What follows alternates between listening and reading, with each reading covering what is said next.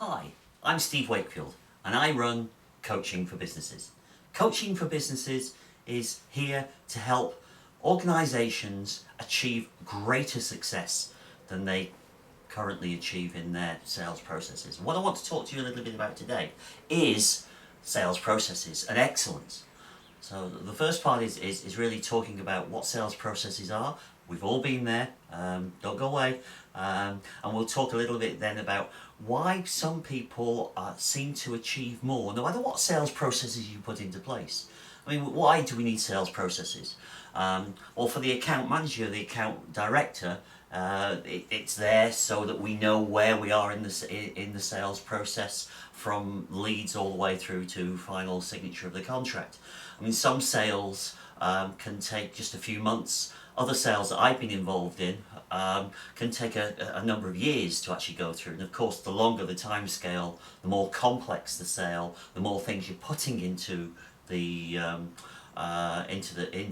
final solution.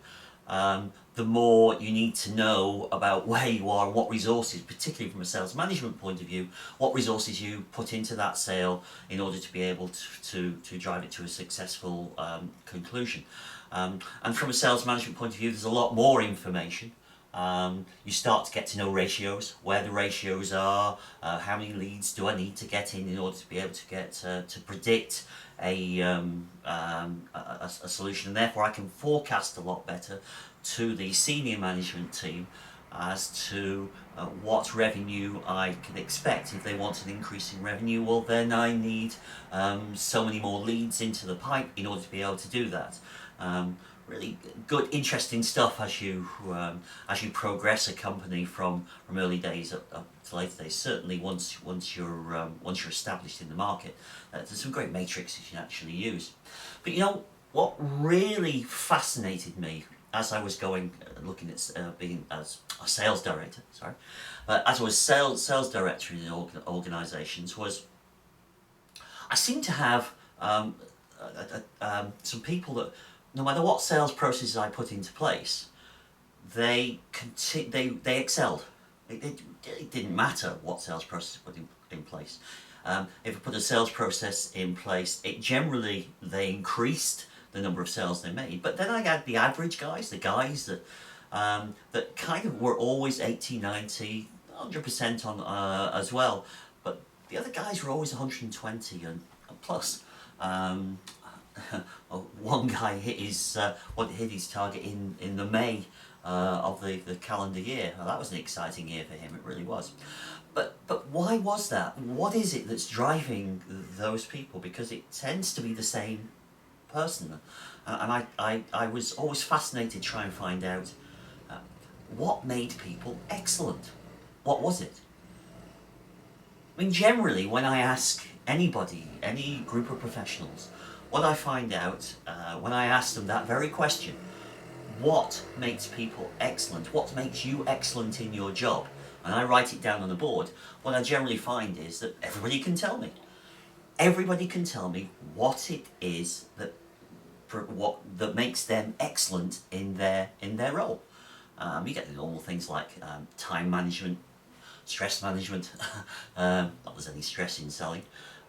You get things like, you're having to call customers, and how do you call those customers, and keeping in contact, keeping everybody within an organisation informed of how the sale is progressing, marrying the various levels within organisations. I mean, it goes on and on and on, and you write a very, very good list.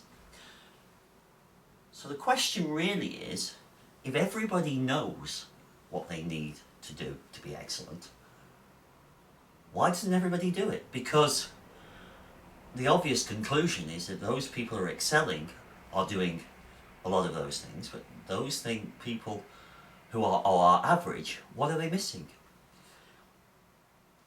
And when it started to boil down to things, it really was that the people who were excelling were doing very small things differently from those people that were getting the average results.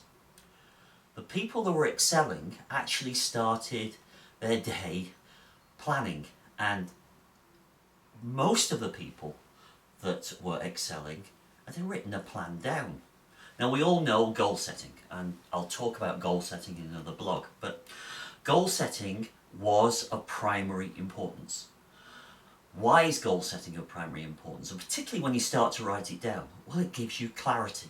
It gives you clarity at what you need to achieve. And if you break your goals down into small, as I often say, in How Do You Eat an Elephant? One bite at a time. Sorry to the vegetarians. But if you do that and you break it down and you start to break down those things so that you can achieve those small things, you actually, it's a very powerful method to reach where you are.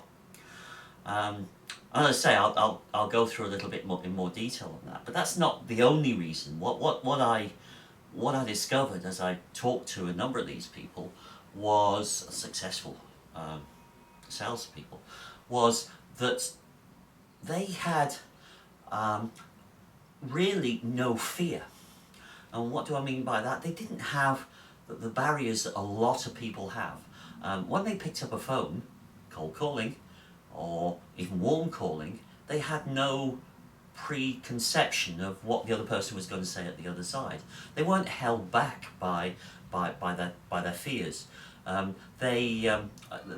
People would say they're bold, but it was just their mental attitude, for want of a better term.